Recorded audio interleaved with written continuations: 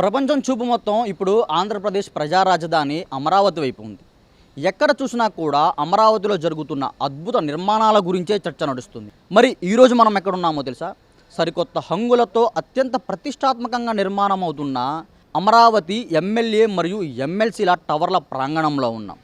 మన ప్రజాప్రతినిధుల కోసం ఈ క్వార్టర్స్ను ఎలా నిర్మించారు?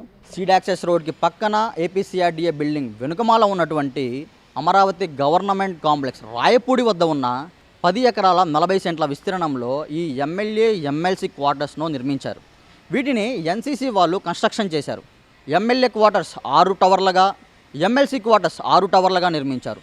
ఒక్కొక్క టవర్ వచ్చేసరికి 12 ఫ్లోర్లతో నిర్మాణం చేశారు.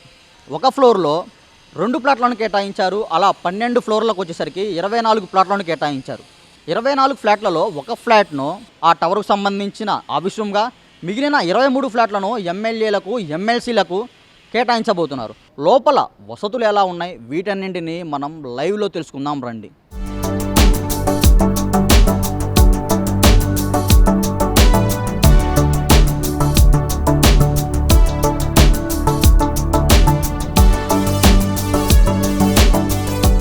ప్రజెంట్ మనం ఏదైతే ఎమ్మెల్యేలకు ఎమ్మెల్సీలకు కేటాయించిన ఫ్లాట్ ఎంట్రీ గేట్ దగ్గర అయితే ఉన్నామో, ఎంట్రీ గేట్ దగ్గర చూసుకోవచ్చు. ఒక గేటు ఏదైతే ఎంట్రీ డోర్ ఓపెన్ చేయడానికి ఒక బయోమెట్రిక్ సిస్టమ్ని ఏర్పాటు చేశారు. ఈ బయోమెట్రిక్ సిస్టమ్ ద్వారా తమ్ము ద్వారా కానీ లేదా ఆడియో వీడియో ద్వారా ఈ డోర్ ఓపెన్ అవ్వడానికి సెక్యూరిటీ పరంగా చాలా జాగ్రత్తలు అయితే తీసుకున్నారని చెప్పొచ్చు.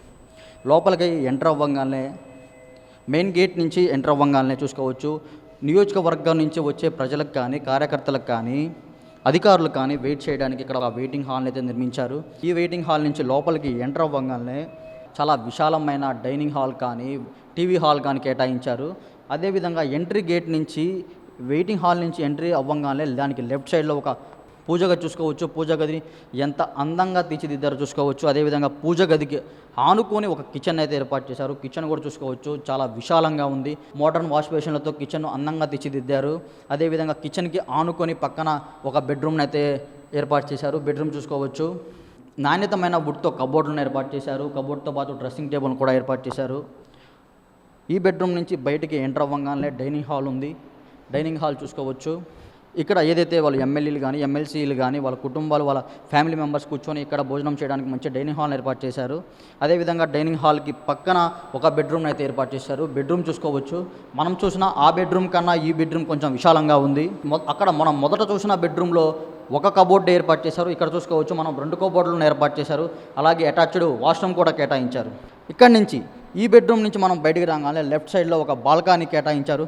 బాల్కనీ చూసుకోవచ్చు, చాలా అందంగా ఉంది. బాల్కనీ చూసుకోవచ్చు మనం, చాలా అందంగా ఉంది. ఎవరైతే ఎమ్మెల్యేలు ఎమ్మెల్సీల కుటుంబాలు ఇక్కడ కూర్చొని చైర్లు వేసుకొని ఇక్కడ కూర్చొని ముచ్చట్లు చెప్పుకోవడానికి, కబుర్లు చెప్పుకోవడానికి చాలా అందంగా బాల్కనీని అయితే తీర్చిదిద్దారు. చూసుకోవచ్చు మన బాల్కనీ ఎంత అందంగా ఉందో. ఇక్కడ నుంచి చూస్తే బయట అమరావతి వ్యూ కూడా కనబడుతుంది. అదేవిధంగా బాల్కనీకి ఆనుకొని ఒక టీవీ హాల్ని అయితే ఏర్పాటు చేశారు.